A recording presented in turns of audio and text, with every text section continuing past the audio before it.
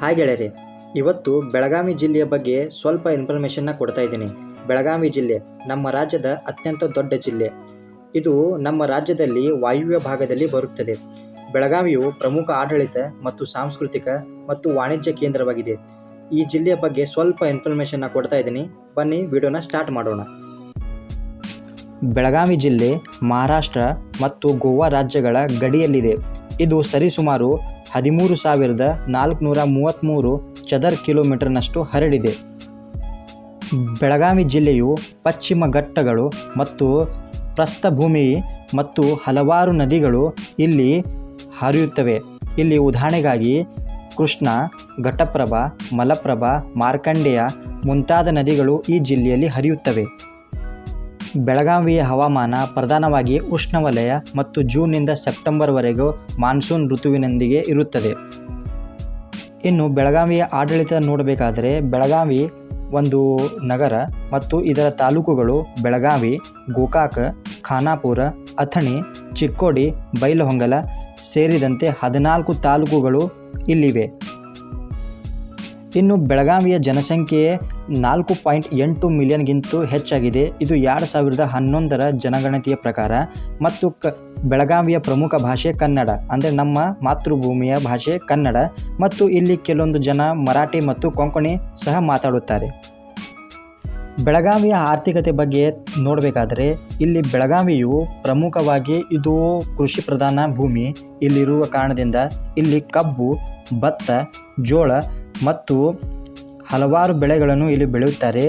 ನಮ್ಮ ರಾಜ್ಯದಲ್ಲಿ ಅತ್ಯಂತ ಹೆಚ್ಚು ಕಬ್ಬು ಬೆಳಗಾವಿ ಜಿಲ್ಲೆಯಲ್ಲೇ ಬೆಳೆಯುತ್ತಾರೆ. ಇಲ್ಲಿ ಹಲವಾರು ಕಂಪನಿಗಳು ಸಹ ಇವೆ. ಫೌಂಡರಿಗಳು ಮತ್ತು ಸಣ್ಣ ಪ್ರಮಾಣದ ಕೈಗಾರಿಕೆಗಳು ಸಹ ಇಲ್ಲೇ ಇವೆ. ಹೆಸರುವಾಸಿಯಾದ ಕೆಲವು ವಿಶೇಷವಾಗಿ ಹೇಳಬೇಕೆಂದರೆ ಇಲ್ಲಿ ಅತ್ಯಂತ ಹೆಚ್ಚು ಸಕ್ಕರೆ ಉತ್ಪಾದನೆ ಮಾಡುವ ಕಾರ್ಖಾನೆಗಳು ಇಲ್ಲಿವೆ. ಮತ್ತು ಕೃಷಿ ಜಿಲ್ಲೆ ಉತ್ಪನ್ನಗಳು ಮತ್ತು ಕೈಗಾರಿಕಾ ವಸ್ತುಗಳನ್ನು ವ್ಯಾಪಾರಗಳನ್ನು ಮಾರುವ ಒಂದು ಪ್ರಮುಖ ಕೇಂದ್ರವಾಗಿದೆ ಬೆಳಗಾವಿ. ಇನ್ನು ಬೆಳಗಾವಿಯ ಸಂಸ್ಕೃತಿ ಮತ್ತು ಪರಂಪರೆ. ಬೆಳಗಾವಿಯು ಧಾರ್ಮಿಕ ಸ್ಥಳಗಳಲ್ಲಿ ತುಂಬಾ ಇಲ್ಲಿ ಇಂಪಾರ್ಟೆನ್ಸ್ ಇವೆ. ಗೋಕಾಕ್ ಫಾಲ್ಸ್ ದೇವಸ್ಥಾನ ಇರಬಹುದು, ಮತ್ತು ಸೌದತ್ತಿಯ ಯಲ್ಲಮ್ಮ ದೇವಸ್ಥಾನ, ಮತ್ತು ಬೆಳಗಾವಿಯ ಕಮಲ ಬಸದಿ, ಇದು ಜೈನರ ಒಂದು ದೇವಸ್ಥಾನ. ಮುಂತಾದ ದೇವಸ್ಥಾನಗಳು ಇಲ್ಲಿ ಇಡೀ ಜಗತ್ತಿನಲ್ಲಿ ಪ್ರಸಿದ್ಧವಾಗಿವೆ. ಬೆಳಗಾವಿಯಲ್ಲಿ ದೀಪಾವಳಿ, ಗಣೇಶ ಚತುರ್ಥಿ ಮತ್ತು ಯುಗಾದಿಯನ್ನು ತುಂಬಾ ಅದ್ಧೂರಿಯಾಗಿ ಇಲ್ಲಿ ಆಚರಣೆ ಮಾಡುತ್ತಾರೆ. ನೀವು ಬೆಳಗಾವಿಯಲ್ಲಿ ಹೋದರೆ ಅಲ್ಲಿ ನೋಡಬಹುದಾದ ಕೆಲವೊಂದು ಆಕರ್ಷಣೀಯ ಸ್ಥಳಗಳನ್ನು ನಿಮಗೆ ಹೇಳ್ತಾ ಇದ್ದೀನಿ. ಮೊಟ್ಟ ಮೊದಲನೇದು ಗೋಕಾಕ್ ಜಲಪಾತ. ಇದು ಘಟಪ್ರಭಾ ನದಿಯ ಮೇಲಿರುವ ಒಂದು ರಮಣೀಯ ಜಲಪಾತ. ಎರಡನೇದು ಬೆಳಗಾವಿ ಕೋಟೆ.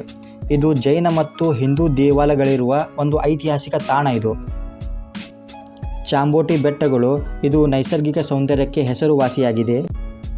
ಮತ್ತು ಮಿಲಿಟರಿ ಕಂಟೋನ್ಮೆಂಟ್, ಇದು ಭಾರತದ ಅತ್ಯಂತ ಹಳೆಯ ಮತ್ತು ದೊಡ್ಡ ಕಂಟೋನ್ಮೆಂಟ್ಗಳಲ್ಲಿ ಒಂದಾಗಿದೆ. ಸುವರ್ಣ ವಿಧಾನಸೌಧ ಸಹ ಇಲ್ಲೇ ಇದೆ. ಮತ್ತು ಇದನ್ನು ಇತ್ತೀಚೆಗೆ ನಮ್ಮ ರಾಜ್ಯದಲ್ಲಿ ಹೊಸದಾಗಿ ಇದನ್ನು ನಿರ್ಮಿಸಿದ್ದಾರೆ. ಇಲ್ಲಿ ಚಳಿಗಾಲದ ಅಧಿವೇಶನ ಇಲ್ಲೇ ನಡೆಯುತ್ತದೆ. ಬೆಳಗಾವಿಯ ಕನೆಕ್ಟಿವಿಟಿನೂ ತುಂಬಾ ಸಖತ್ತಾಗಿದೆ.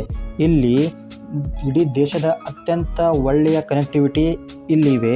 ಇಲ್ಲಿ ಪ್ರಮುಖವಾಗಿ ಬೆಂಗಳೂರು ಪುಣೆ ಹೆದ್ದಾರಿ, ಇದು ಇಡೀ ನಮ್ಮ ಭಾರತ ದೇಶಕ್ಕೆ ಇಂಪಾರ್ಟೆಂಟ್ ಇರುವ NH4 ರಸ್ತೆ ಇದು. ಮತ್ತು ಇದು ಉತ್ತಮ ಸಂಪರ್ಕವನ್ನು ಒದಗಿಸುತ್ತದೆ. ಬೆಳಗಾವಿಯ ಜಂಕ್ಷನ್, ಬೆಳಗಾವಿಯ ರೈಲ್ ಕನೆಕ್ಟಿವಿಟಿನೂ ಸಖತ್ತಾಗಿದೆ.